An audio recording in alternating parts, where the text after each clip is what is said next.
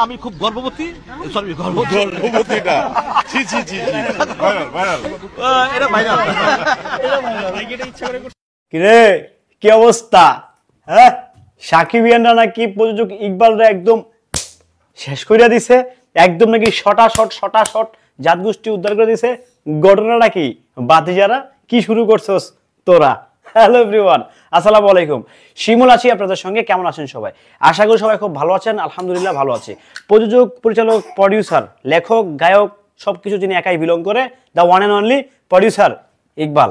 তাকে লাস্ট কিছুদিন ধরে শাকিব খানের ভক্তরা, কিছু অজ্ঞাতনামা শাকিব ভক্তরা ফোন করে কনস্ট্যান্টলি তাকে হচ্ছে মানে আজে বাজে ভাষায় কথা বলছে। রীতিমতো তাকে নানা রকম উপাধি দেওয়া হচ্ছে, যা ইচ্ছা তা বলে দেওয়া হচ্ছে। এগুলো কেন হচ্ছে?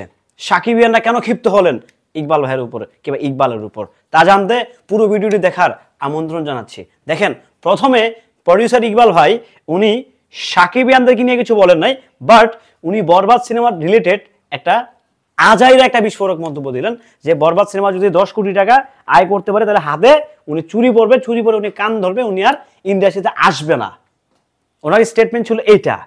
এখন সেটা সাকিবিয়ানরা তো খেপবেই, কারণ হচ্ছে যেই সিনেমাটা কিনা অফিসিয়ালভাবে স্টেটমেন্ট দেওয়া যে 27 কোটি 43 লাখ টাকা তারা অলরেডি টিকিট সেলিং করে ফেলাইছে, তো 10 কোটি টাকা তো এটা মামুলি ব্যাপার, রাইট? এখন ইকবাল ভাই যেটা মিন করছে, আমার যেটা মনে হচ্ছে যে প্রডিউসার আসলে দিন শেষে কত টাকা পাইলো, আমি যেটা ব্যক্তিগত আমার ধারণা। বাট ইকবাল ভাইয়ের কথার সাইজও কিন্তু ভালো না। উনি যে খুব ভদ্র ভাষায় কথা বলে ব্যাপারটা আসলে এরকমও না।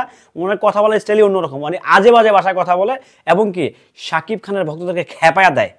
উনি নিজেই কিন্তু ইচ্ছে করে আমাদেরকে খেপায়, আর খেপানোর জন্য কিন্তু সাকিব ইয়ানের উপর কিন্তু চড়াও হয়। বাট সাকিব ইয়ানদেরকে ভাই একটু বলছি, আপনাদের হাত জোর করে বলছি, ভাই প্লিজ ওয়ান লাইনে এসে কাউকে গালাগালি করার দরকার নাই ভাই, দরকার নাই ভাই, বাদ দেন না। কি কি দরকার আছে আপনি গালি দিয়ে, আপনি তাকে গালি দিয়ে আপনি নিজে কেন ছোট হবেন? আপনি নিজে কেন ছোট হবেন? কি দরকারটা ভাই? আজকে যদি ইকবাল যদি আপনার নামে একটা মামলা দিয়ে দেয়, হ্যাঁ, আপনি তো আবেগে পরে গালিগুলো দিয়েছেন, বাট আপনাকে যদি ইকবাল একটা মামলা দেয়, আপনি কি সেখান থেকে বাঁচতে পারবেন?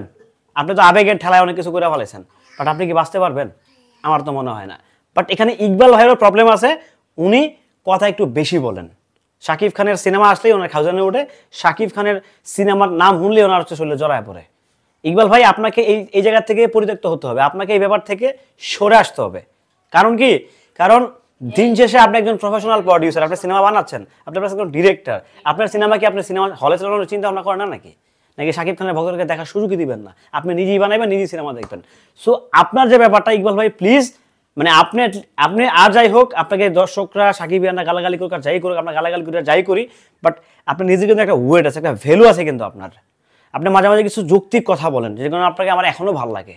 আপনি কিছু যৌক্তিক কথা বলেন, সেজন্য সত্যি বলছি, আমি আমার মন থেকে বলছি যে আপনার কিছু যৌক্তিক কথা আমার কাছে ভালো লাগে। বাট আপনার অযৌক্তিক কথা যেগুলো আছে, শাকিব খানের ভক্তদেরকে বলেন টুকাই, হ্যাঁ, শাকিব খানের সিনেমার ইনকাম এইটা সেইটা। আরে ভাই, শাকিব খানের সিনেমার যদি ব্যবসায় না হইতো তাহলে প্রডিউসারে কিন্তু শাকিব খানের সিনেমা বানায় না। শাকিব খানের রেমুনেশন যখন হাই, আকাশচুম্বী তার রেমুনেশন, তার পারিশ্রমিক, তাকে নিয়ে কখনোই প্রডিউসাররা বারবার সিনেমা বানাতো না। প্রডিউসাররা লাইন দিয়ে থাকে, ডিরেক্টর লাইন দিয়ে থাকে, এখন শাকিব খানকে শিডিউল দিবেন।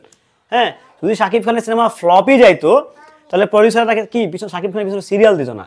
সো কথাবার্তা বলার আগে আপনি একটু হুশ করে বলেন, কারণ আপনি যেগুলো বলেন মোটামুটি সাকিবিয়ানরা সত্যি কি, আমি নিজে আমার রক্ত গরম হয়ে যায় আপনার কথাগুলো শুনে। আরে ভাই, কি দরকার আছে? নিজের ওয়েটটা কেন কমাবেন? আপনি একজন সম্মানী ব্যক্তি, আপনি একজন ভিআইপি ব্যক্তি বাংলাদেশের, আপনার প্রচুর সাহস এবং কি শক্তি এবং কি প্রচুর ক্ষমতা।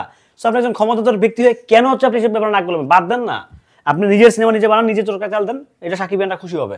বাট আপনি এসে বরবাদ নিয়ে বরবাদ এন না, বরবাদ তেন না, ওই কি বলে তুফান এইটা তুফান সেটা, এগুলো দরকার নাই ভাই বলার। কি দরকার আছে? হ্যাঁ, এজ এ ইন্ডাস্ট্রি লুক হিসেবে আপনার যদি মনে হয় কোথাও অন্যায় হচ্ছে, মানে বাজে কাজ হচ্ছে, অবশ্যই সেখানে আপনি প্রটেস্ট করবেন। অবশ্যই সেখানটায় আপনি অবশ্যই প্রটেস্ট করবেন, সেটা আপনার দায়িত্ব, আপনার রেসপন্সিবিলিটি যে আপনি এটাকে এখানে রুখে দাঁড়াবেন যদি অন্যায় কিছু হয়।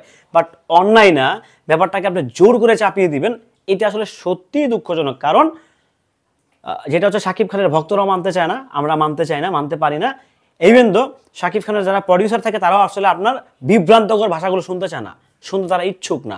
সো আপনি আপনার ভালোটা বোঝেন, কোনটা ভালো কোনটা খারাপ, কোনটা মন্দ, কোনটা পচা কোনটা ধলা, সবই আপনি বোঝেন।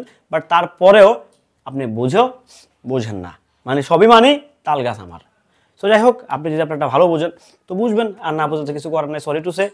সো প্রিয় সাকিবিয়ানরা, আশা করি আমার কথাটা বুঝতে পেরেছেন। আসলে দিন শেষে কাউকে গালি দিয়ে, কাউকে হুমকি দিয়ে আসলে কোনো কিছু আদায় করা যাবে না। সে যদি না বোঝে তাকে অন্যভাবে বোঝান, সে যদি কোনোভাবেই না বোঝে তাকে অন্যভাবে বোঝান না, অসুবিধা কি? বুঝেন নাই কোনোভাবে বুঝাইবেন, অন্যভাবে বুঝাইলেন। বাট তাকে নিয়ে গালাগালি করে, তাকে হুমকি দিয়ে এগুলো করা দরকার কি ভাই? এগুলো আসলে মানে বড় মন মানসিকতার পরিচয় দিচ্ছি না আসলে। দিন শেষে আমরা ছোট মন মানসিকতার পরিচয় দিচ্ছি। সো এটা কেন করবো আমরা? যাই হোক, সবাই ভালো থাকবেন, সুস্থ থাকবেন। ভিডিওটি কেমন ছিল অবশ্যই কমেন্ট করে জানাবেন। সাকিব ভাইয়ের ভিডিও পেতে সঙ্গেই থাকবেন। আবারও বলছি, সাকিব ভাইয়ের না গালাগালি করা আসলে কোনো সমাধান নয়। সো ভালো থাকবেন সবাই, সুস্থ থাকবেন। আল্লাহ।